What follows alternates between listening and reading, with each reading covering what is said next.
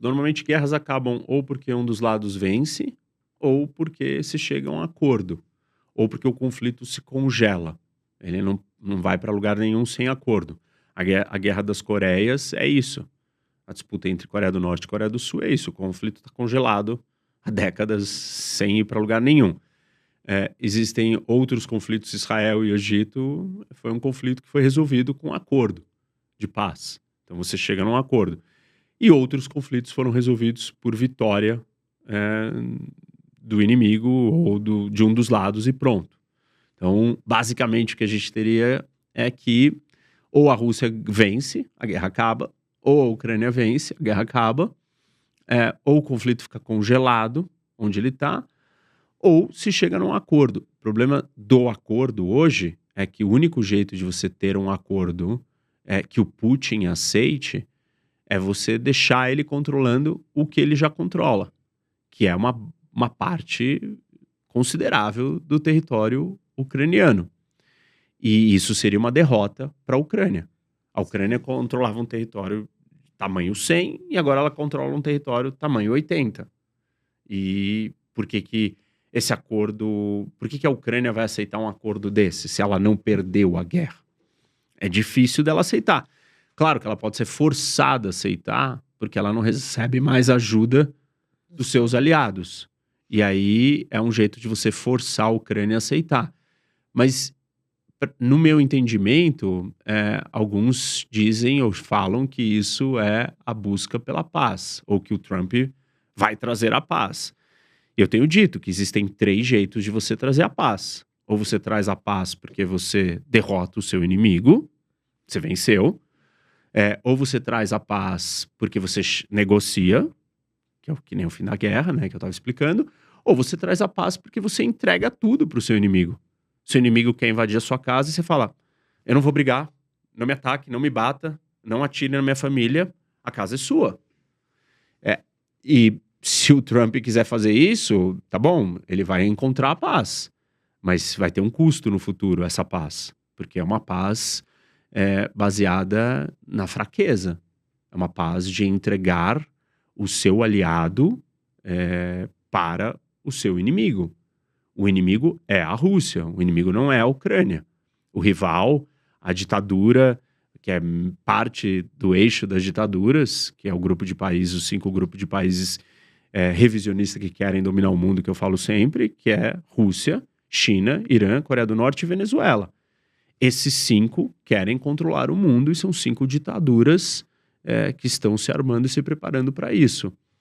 Então, você entregar a vitória ou territórios para qualquer um desses 5, você está alimentando um monstro que ficará mais forte, mais confiante, mais certo de que, se ele continuar fazendo bullying e agredindo todo mundo, ele acabará conseguindo o que ele quer, que é o domínio completo de todo mundo. E dar esse sinal para a Rússia, para a China, para o Irã, para a Coreia do Norte e para a Venezuela é um sinal de extrema fraqueza para o mundo. E eu acho isso preocupante. Se o Trump fizer isso, realmente a gente pode ter paz num primeiro momento. Mas podemos escrever aí. É o começo de momentos muito mais turbulentos num futuro próximo.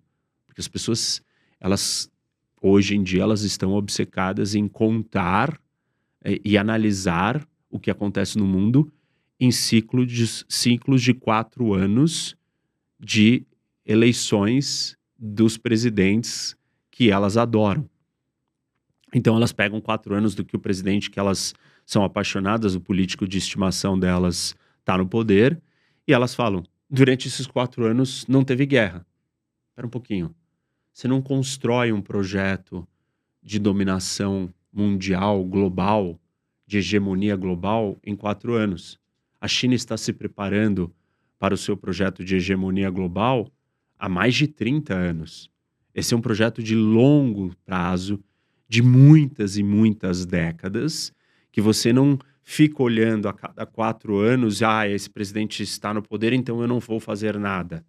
Não, você vai fazer a hora que você estiver pronto para fazer. E ninguém vai impedir a China de fazer isso.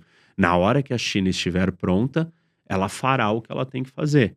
Com Trump, com Biden, eh, com Dalai Lama, com quem o mundo quiser que estiver na presidência dos Estados Unidos, a China vai fazer.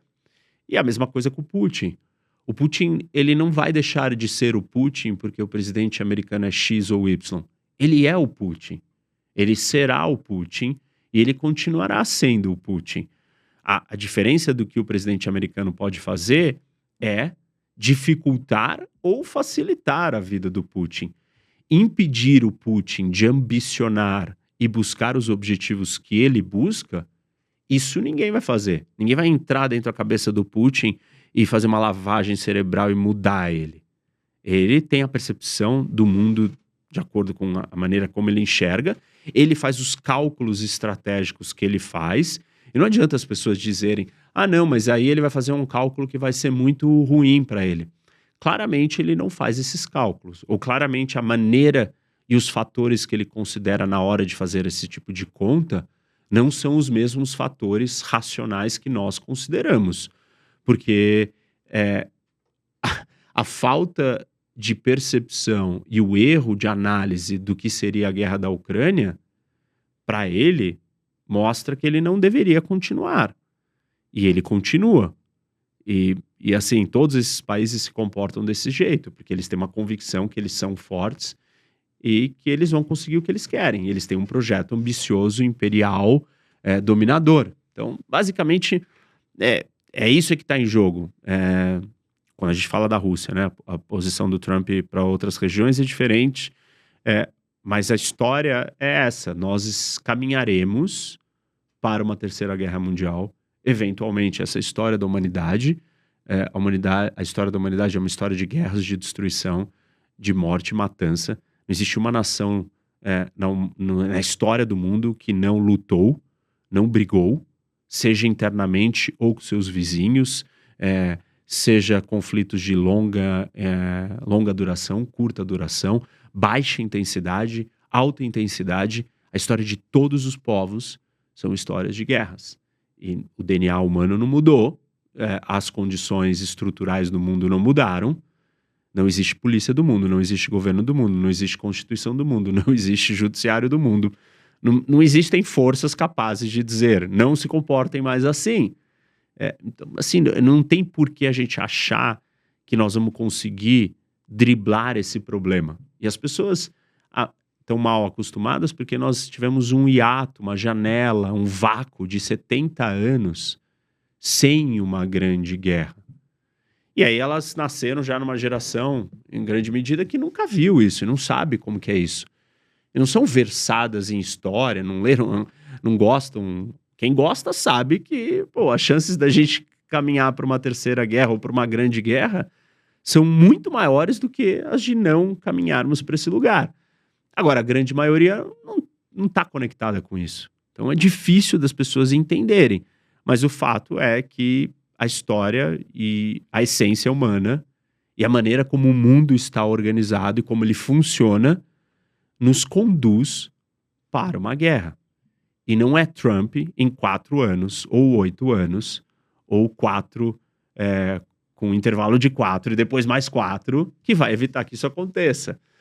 Então eu acho curioso esse olhar ideológico, de adoração do político, de estimação, que faz as pessoas simplesmente negarem a história, negarem o funcionamento da geopolítica, negarem os outros líderes, negarem os projetos de longo prazo desses países. Essas forças, elas estão acima do ciclo eleitoral de uma nação. São forças muito maiores.